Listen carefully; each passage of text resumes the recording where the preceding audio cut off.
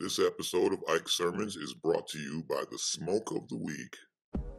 Half Tub Mary with a palette of rust, dust, and hymen, and the aroma of overgrown wet grass and dog turds. Half Tub Mary, you will get high. So high you'll claim your baby daddy is God. You may even start your own religion.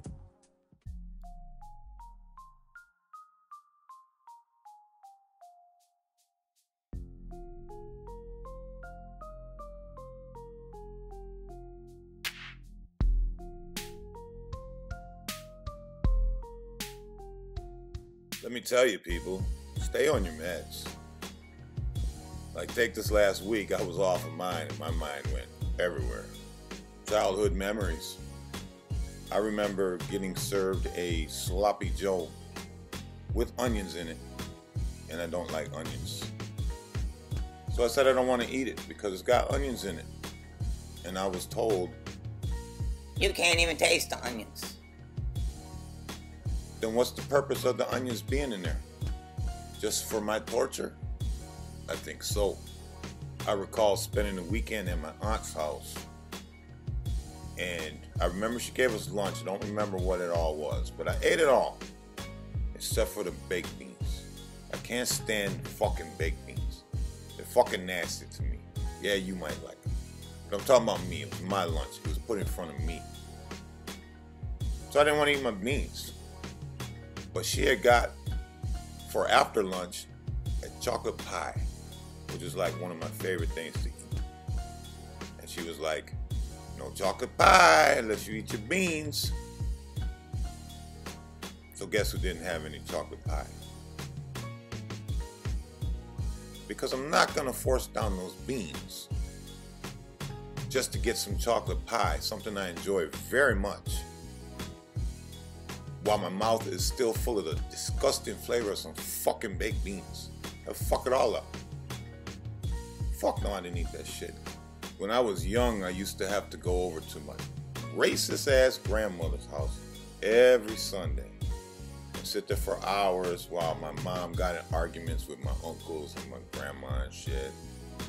And I was raised Catholic. No worries, though. I escaped getting fucked.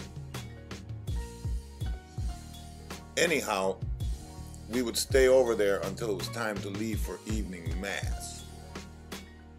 And although at the time I did have an imaginary friend called God, I didn't like to go to church. So if it looked like they were in the middle of a discussion but it was about to end and it was getting close to time to leave, I may try to bring something up that I know would get them arguing, so she would lose track of time and we end up not going to church. Oh, that's Satan, I tell you. No, I don't believe in Satan either. I no longer have imaginary friends or imaginary enemies. You know, a lot of religious people and philosophers and spiritualists, still waiting on a definition for that, by the way. They say, you know, you can't enjoy things in life without having the bad to compare it to. There has to be a contrast. So endure the bad for the good. Listen, nigga, have you ever considered the opposite of that? Enjoy the good, because the bad's coming. That position is silly because you can't talk about the bad being necessary for contrast so that we can enjoy the good, without considering that maybe the good is advance payment for all the suffering that you are going to endure. Kind of sounds like a devil at the crossroads thing to me. See, that's why I'm waiting for the devil to put out a book. You know, I've read God's book quite a few times through. I think it's 7. It's either 6 or 7 times. Completely through. Including the begets and begats and all that, and the begoats. Because everybody was a damn shepherd or something. You know, let's get conspiracy theorists here. And though I'm not actually a conspiracy theorist. We're having fun here, okay? What about considering that the devil actually did write a book and it was excluded at the Council of Nicaea, and it's just all a big cover-up? And the devil's actually the good guy, while God is the bad guy who beat the devil to the punch with the book writing thing. Okay, I'm aware that some form of governance, which is what government means, that's what it's talking about, is needed for society to not be chaotic. But if you think that I am a trust everything the government say type of person, you either haven't been listening to me or you're just dishonest, man. I mean, do some soul searching. Tell the truth and shame the devil. Anyway, the people that like to say that bullshit about me on Facebook, they are painting a false dichotomy, like you're either all this or you're all that. Gray doesn't exist. Anyway, they I keep saying anyway, huh? They claim to be so against governance, yet it seems a majority of them are under imaginary governance, an all supreme being who has these rules you're supposed to follow or you'll be punished. And he does things to cover things up and does things to make positive things happen that are not evident, but his are real because magic. Hey, if I'm getting under your skin a little bit, remember we're just having fun, you know. And if this is getting on your nerves and you're one of those people that are constantly posting things on Facebook about everybody's just too sensitive, take your time. But seriously, if it is getting on your nerves, get back at me. I don't mean to be offensive, though I am well aware that sometimes I come off that way, okay, most of the time.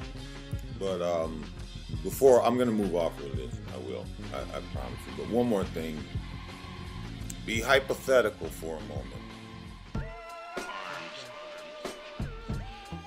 Okay? If that's a sin, I'm sure God will forgive you.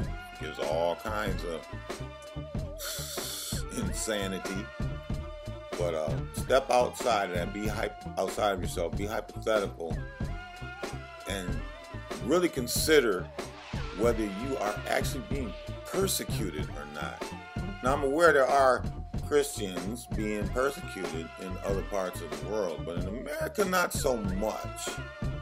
You guys are like over 70%. You're a majority.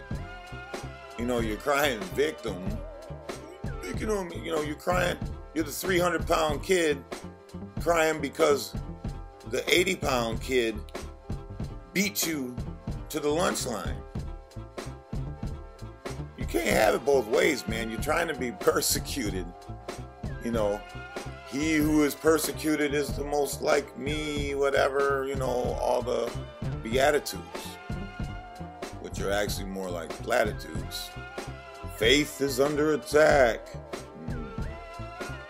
Sure it is. But it ain't non-believers. Yeah, the synagogues are getting shot up. Churches are getting shot up. The vast majority of them are what? Take your time. Now, that was faith in using the definition of faith to mean Judaism, Christianity, Islam. But, yeah, faith is under attack in the concept of faith, believing things because you feel them or your confirmation bias is making you buy into it without considering it from a hypothetical. Don't tell me you're hypothetical if you haven't at least thought of it. Okay, Satan had his piece.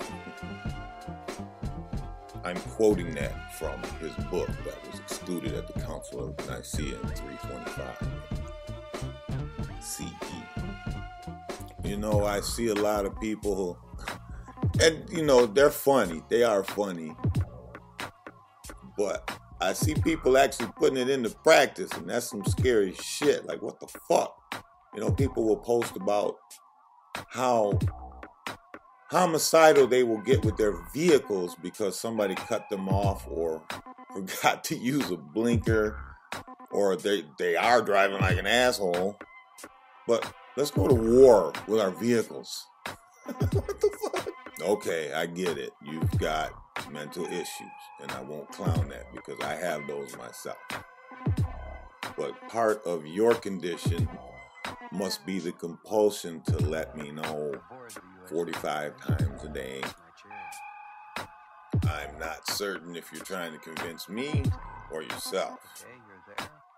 But seriously though, mental illness is no joke. This video is evidence.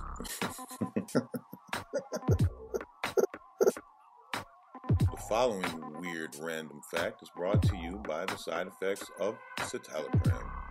The strangest place I've ever had sexual intercourse would be inside the turret of an M1 IP 105 millimeter tank in Turkey, the country. You shall get no more. Citalopram keeps you nice and horny.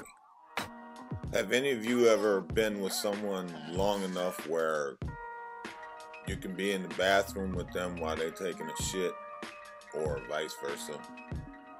You can call that nasty all you want, but you claim to love your mama. Mama was shitting all on you when she pushed her out of cuckoo. One more religious thing, I'm sorry. You know why black people be talking about God stuff all the time at the beauty salons and the barbershops? It's simply because they all together. And they gotta out Jesus each other just like they do at church. I'm such a liar. Another thing, you know, I always wondered why people say bless you when you sneeze. I mean, I think I understand why they do, because it's supposed to be something about the breath escaping. It was like your spirit escaping or something, so they bless you for it or whatever. But how come they never say bless you when you burp or when you fart? Well, I was talking with a fellow who I'm pretty sure was Christian, and I farted because I was that comfortable. We were outdoors, so it wasn't like, you know, I did a Dutch oven or some bullshit like that.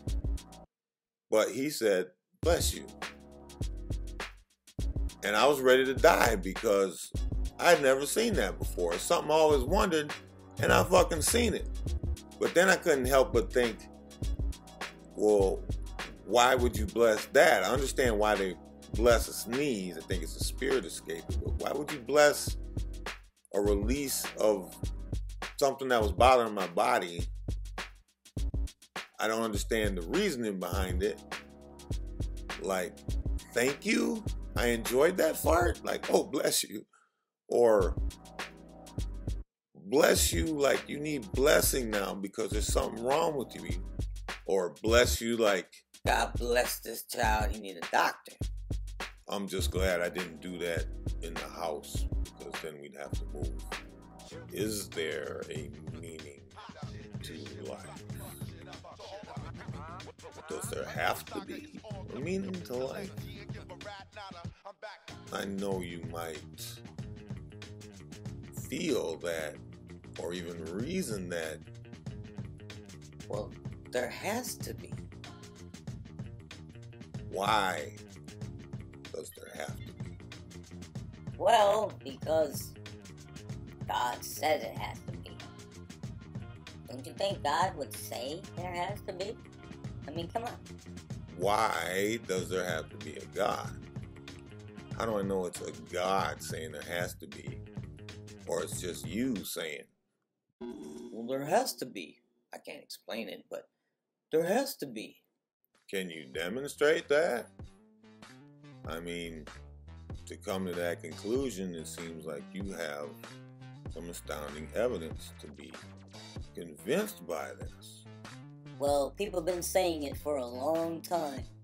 Yeah, people have been saying it for a long time, a very long time, and have yet not once presented anything convincing to anyone with even a moderately decent level of skepticism. And I'm not saying that people that believe that are dumb. They might be miles smarter than me. I ain't the smartest motherfucker. But they just may be a little timid to being skeptical in this one area of their life. I just try to, question everything. And if there's a God, wouldn't he qualify as part of everything? Because he is a thing?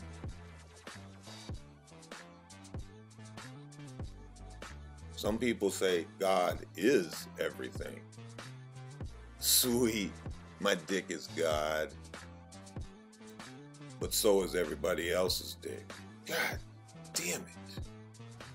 Now, if you're familiar with Saginaw at all, you know that there are people that stand at different corners and, I guess for lack of a better term, beg for money. And I'm aware that there are at least a few of them that are faking it. I really don't care. I'm not mad at these people. I don't give them any money. But I'm not mad at them. And I see people bitch about them all the time. I paid $40. And I find out he really didn't even need it. Okay. Why didn't he just get a job? Bitch, he's got a job. Didn't you just get worked?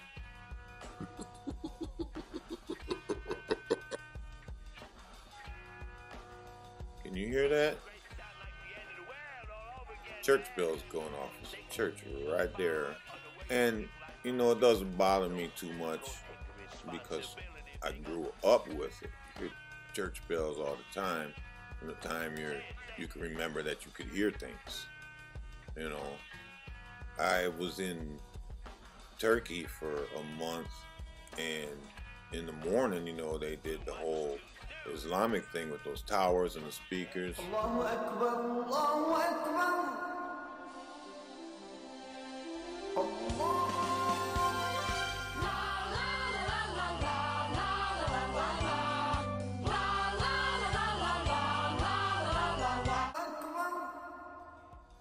And it was annoying, I think mostly because I wasn't used to it.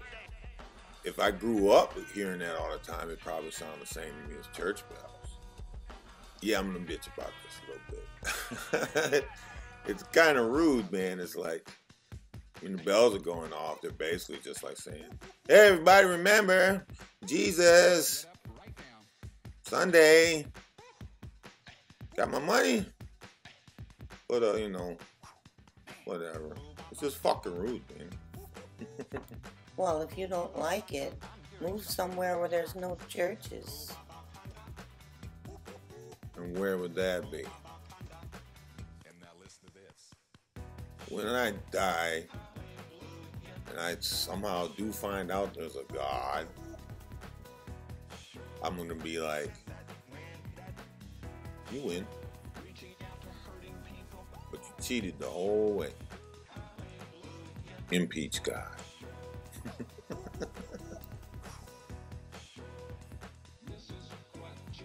Thanks for listening.